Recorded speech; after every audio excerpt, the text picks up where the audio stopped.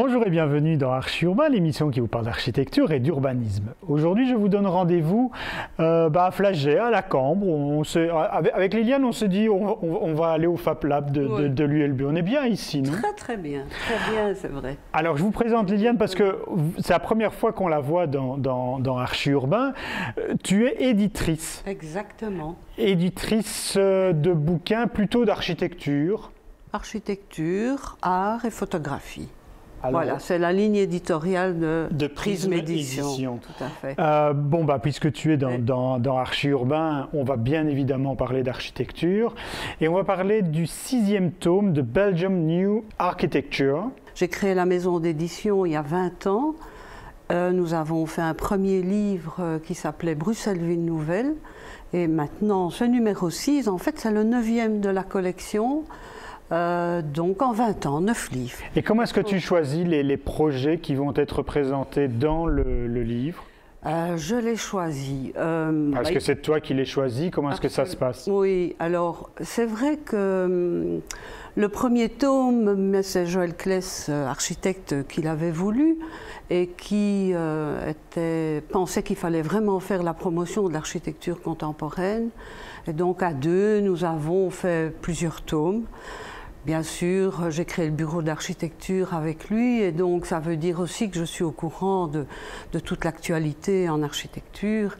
Et bien sûr, j'ai des coups de cœur aussi, voilà. Mais je fais aussi des relations avec des concours qui ont eu lieu ou bien enfin des publications et je regroupe. C'est quoi? Tu te tiens au courant de l'actualité? Oui.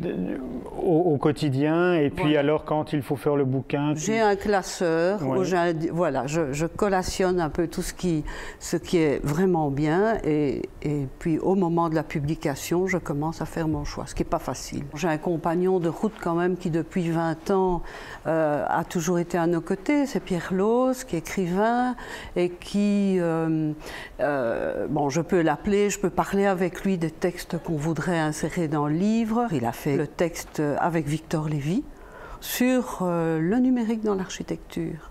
Il y a aussi il y a des thématiques mais qui suivent quand même l'actualité. Tu viens de citer Victor Lévy, ça tombe bien puisqu'on est dans son laboratoire ici. Je te propose que l'on se quitte quelques instants pour regarder un reportage et puis je vais retrouver Victor sans étudiant, mais je pense qu'il va nous parler quand même beaucoup de son Fab Lab parce que j'ai l'impression que c'est une passion pour lui. Oui, il est très passionné, tout à fait. C'est un développeur privé qui vient me voir et nous demande d'analyser la possibilité de convertir un immeuble de bureau à Uccle, rue Gatti-de-Gamont, en complexe d'appartements. On est dans un quartier uclois très résidentiel. Bon, il y a une école, effectivement, un peu plus haut. Il y avait cet immeuble de bureau qui faisait un peu exception. Très vite, on se rend compte que cet immeuble de bureau n'a aucune qualité technique, n'a aucun critère qui nous permet d'envisager une réaffectation en maintenant gros œuvre. C'était un immeuble assez particulier. Et donc, nous décidons assez vite de proposer une démolition-reconstruction et de repartir là avec évidemment un peu plus de liberté par rapport au plan, par rapport à l'organisation du plan, etc. Nos clients nous demandent quand même d'être suffisamment prudents et d'aller tâter les autorités pour savoir si le concept a une chance de passer, si la taille du projet a une chance de passer, si l'esthétique du projet plaît, etc. Donc nous avons toujours des discussions préalables avec l'autorité. Au niveau communal et régional, le projet a été bien accueilli, mais au niveau des riverains, ce projet a connu une mobilisation importante, du fait effectivement qu'un immeuble de logement, ça occasionne un peu plus de trafic, un peu plus d'allées-venues, un peu plus du parking, d'occupation de parking en voirie, etc. Et bon, il n'y a rien à faire. Dans certaines communes bruxelloises plus que d'autres, il y a un phénomène NIMBY qui est Not in my backyard, qui joue et et on s'oppose systématiquement à beaucoup de projets. Moi, je le respecte, c'est la démocratie, il y a une commission de concertation, les gens viennent s'exprimer. Tout ça fait qu'un projet qui devait être un long fleuve tranquille, tout d'un coup dérape complètement et bon, là l'autorité a un rôle à jouer, c'est à elle de trancher. Oui, les fichiers références. Le seul point où on est vraiment dans le vide le plus complet, c'est la crèche. Ouais. Où là, il faut absolument faire une vérification. Alors, c'est sûr que ces conflits ont un impact sur l'évolution d'un projet, sur l'esthétique d'un projet, sur le fonctionnement d'un projet. Ici, au départ, on parlait d'un projet de 36 appartements environ. Bon, eh bien, il y a eu une double demande, c'est-à-dire une demande des riverains de voir un peu réduire le volume du projet. Il y a par exemple une demande particulière qui émane aussi du pouvoir administratif et qui nous demande d'intégrer toutes les techniques au sein du dernier étage, alors que nous avions quand même certaines sorties de cheminées, certaines évacuations, des choses pareilles. Donc on a dû revoir tout notre dernier étage aussi. Il y avait une demande parallèle de la commune qui demandait de prévoir des entités un peu plus grandes, plus de 3 chambres et moins d'1 chambre. Donc tout ça évidemment joue sur le premier projet déposé.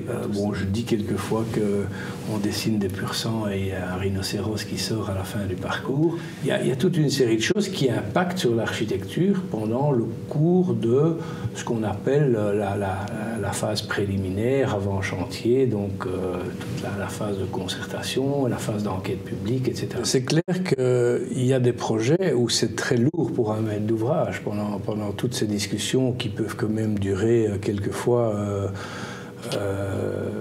12 à 18 mois, parce que la délivrance d'un permis en région bruxelloise, malheureusement aujourd'hui, c'est ça qu'il faut compter. Toutes ces discussions que nous avons avec les riverains, avec les autorités, font que cette période peut être longue, font que pendant ce temps, il y a des intérêts intercalaires qui courent pour nos clients. Une des choses qui est possible, c'est qu'à un moment, le projet soit purement et simplement refusé. Ici, je vous rassure, ce ne sera pas le cas, mais enfin, c'est clair qu'on n'a plus tout à fait toujours l'image qu'on voulait dans le premier jet que nous avions déposé ou que nous avions défendu à la commune. Non, ici tu vois comme son système. Victor, on a déjà énormément parlé avec Liliane du FabLab de l'ULB. Est-ce que tu peux quand même expliquer qu'est-ce que vous faites ici? Parce qu'on voit plein d'objets un peu particuliers. En fait, on donne accès aux machines numériques. Donc un FabLab, c'est un lieu dans lequel ces machines sont accessibles aux gens qui ont une formation. Et au travers de l'atelier qui s'appelle Digital Fabrication Studio, on met en place un contenu qui passe par les outils numériques. Et donc ça, c'est pour les étudiants de la Cambre en architecture ou bien? Alors c'est les étudiants de l'ULB maintenant, donc c'est de la faculté d'architecture de l'ULB ex la Cambre Horta, mais aussi d'autres facultés. Donc il y a des étudiants de la faculté de sciences en physique qui sont venus nous rejoindre. Et qu'est-ce que vous fabriquez alors? Il y a beaucoup de choses. Faire un état des lieux des projets serait énorme, mais disons que pour revenir à cette année-ci, on a travaillé avec le physicien pour mettre en place des processus physiques. Avec le physicien? Oui. Quel physicien? Alors c'est un physicien qui vient donner cours avec nous, qui s'appelle Denis Terwagne, et avec David Erkan aussi, qui est cofondateur du FabLab. On a mis en place un atelier dans lequel les étudiants étudiaient des processus physiques, les testaient, et à partir de là, mettaient en place soit des objets, soit des pavillons, pour en faire de l'architecture. C'est ça. Mais donc quoi, ça veut dire que dans les recherches que vous faites petit à petit, vous allez essayer de sortir des produits innovants Alors, ce n'est pas forcément des produits, ça peut être des bâtiments un peu particuliers, mais effectivement, on sort des lignes, on sort des cadres de l'architecture classique en allant chercher dans d'autres domaines, dans d'autres disciplines, en passant du micro au macro, des connaissances qui nous permettent en fait d'aller plus loin et de bouger les lignes de l'architecture. Est-ce que tu te transformes en professeur d'informatique? Ah non, sûrement pas en professeur d'informatique. Je me transforme dans ce que je pense avoir toujours été, c'est-à-dire un énorme curieux et un autodidacte complet dans plein de domaines différents. Mais effectivement, on est en train de faire des cours maintenant qui sont liés au MIT, qui sont la Fab Academy, dans lequel David, Denis, Jérémy et Michele, qui sont un peu le corps du Fab Lab avec d'autres gens, on a décidé de faire ces cours-là, et là-dedans, on doit apprendre de l'informatique, de l'électronique, de la fabrication digitale. Voilà, on passe dans une série de choses qui sont a priori pas dans nos compétences. C'est ça aujourd'hui, apprendre, étudier, enseigner à quelqu'un, c'est plus chercher de l'information, être autodidacte, rebondir continuellement et perpétuellement par rapport aux évolutions technologiques. Je crois qu'enseigner maintenant, c'est pas forcément avoir la connaissance, c'est être médiateur en fait. Et c'est aussi avoir une sorte de curiosité culturelle qui va aller dans plein de sens différents. Avant, on enseignait quelque chose, maintenant on enseigne comment apprendre et comment apprendre à la compétence pour arriver au projet que l'étudiant a envie de faire. Donc ça, c'est grosso modo l'évolution qu'on a pu mettre en place. Je vous rappelle que le livre Belgium New Architecture, paru aux éditions Prism, est en vente, comme on dit, dans toutes les bonnes librairies. Vous pouvez voir et revoir cette émission comme toutes les autres d'Archi Urbain sur www.archiurbain.be, et on se retrouve dimanche prochain à 18h15 pour un nouvel épisode d'Archi Urbain. Merci beaucoup et à bientôt. Au revoir. Au revoir.